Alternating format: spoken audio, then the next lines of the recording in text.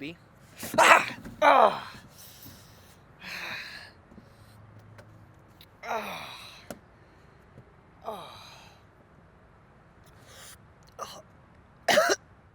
Now let's cover allergic reactions. We've all heard stories of people who have died suddenly from a severe allergic reaction, and these stories are frightening. But fortunately, events like this are very rare, with less than 1,500 deaths from all different age groups and all types of allergies in the United States. Statistically, this is a very small number compared to approximately 50 million Americans that suffer from some form of allergy. But unfortunately, recent studies show that allergies of all kinds are increasing in developed countries. Nobody knows why for sure, but one prominent theory is that we've developed too sterile a lifestyle.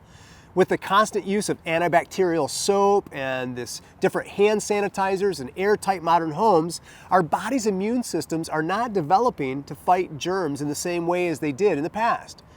Now, this can lead to overreactive immune systems. Finding a balance between healthy living and clean living is a must. But whatever the cause, the reality is that more people are developing allergies than ever before, and we need to be prepared to handle those emergencies from allergic reactions. Now, you might find it interesting to know that food and insect allergies are the most common causes of severe reactions that happen outside of the hospital, with food allergies being the most prevalent. Children tend to be the most affected, and according to the Centers for Disease Control and Prevention, between the years of 1997 and 2007, in the United States, the number of children that have food allergies rose by 18%. Fortunately, most children outgrow their food-related allergies by adulthood, but peanut allergies, they tend to be lifelong. Now, you might be thinking to yourself, yeah, but what causes an allergy to develop? Well, the immune system normally defends the body against things that can be dangerous to your health, such as viruses and bacteria.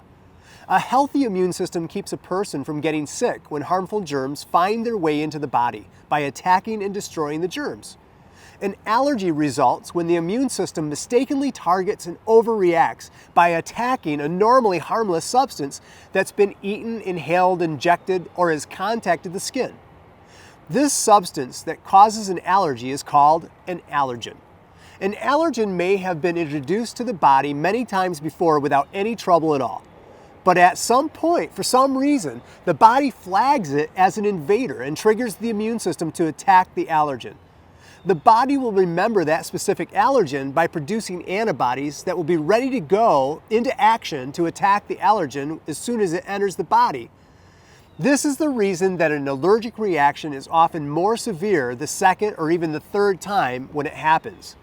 Now, when the immune system attacks an allergen, high quantities of histamine and other chemicals are released into surrounding tissues.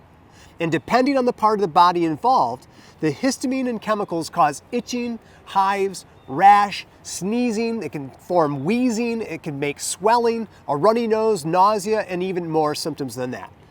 Now, a serious allergic reaction that can be life-threatening is called anaphylaxis. This is a severe, sudden reaction that affects many parts of the body all at the same time. And it typically begins within minutes after an allergen is introduced to the body. This severe allergic reaction can cause the body's vessels all over the body to dilate. In other words, they open all the way up and cause anaphylactic shock. The full opening of the blood vessels causes a sudden drop in the blood pressure, and the brain and the other vital organs become oxygen starved. Anaphylactic shock will cause death if it's not treated. Now, the treatment is epinephrine, which helps constrict the blood vessels and open the airways.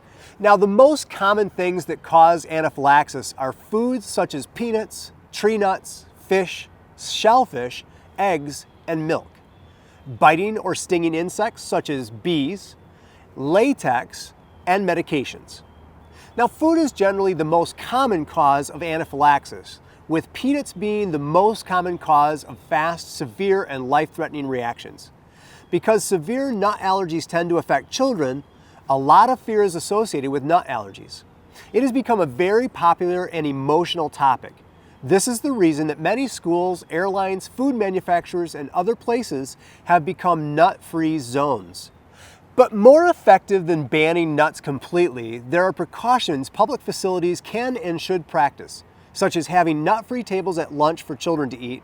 Most importantly, children need to be taught what foods to avoid. Children with allergies need to carry an EpiPen. Schools, daycares, camps, and other places that typically serve food to children should have EpiPens for emergencies. Now, preventing an emergency is the best, but if an emergency happens, you need to know how to recognize it and be prepared to handle it. The following signs and symptoms would indicate a person is going into anaphylactic shock: trouble breathing, wheezing, tightness of the throat, an itchiness on the tongue, swelling of the face, eyes, lips, hives, itching, flushed or pale skin, rapid heartbeat, low blood pressure. Maybe they have nausea, vomiting, or diarrhea, dizziness, fainting, or eventually unconsciousness. Now, children may describe their symptoms in the following way. They may say things like, "It feels like something's poking my tongue," or "My tongue is tingling," "My mouth itches," "My tongue feels like there's hair on it," "My mouth feels funny," "There's something stuck in my throat." They might say things like, "My lips feel tight," or "My body feels weird all over." And if you recognize any of the signs and symptoms of anaphylaxis, don't wait for signs and symptoms to get worse. Call 911 immediately. And if it's available, assist with or administer an auto-injectable epinephrine, such as an EpiPen. Keep the person calm. Have them sit down and be in a position of comfort while you're waiting for the ambulance. Let them sit in a position that's easiest for them to breathe. Typically, this is sitting up and leaning forward. And if the person feels faint or is not fully conscious, lie them down, elevate their legs, and keep the person warm. Talk to them, reassure them, and keep the person's airway open while monitoring their breathing, and be prepared to start CPR if the person stops breathing and becomes unresponsive. It is possible for a reaction to happen again after the initial reaction, so most people should be really cautious and be observed during the following 4 to 6 hours after they had their first initial event. Remember, the best way to help somebody in an anaphylactic reaction is to recognize their signs and symptoms early, activate EMS, calling 911 or a code, and then assisting them with their EpiPen to reverse their symptoms and help save their life.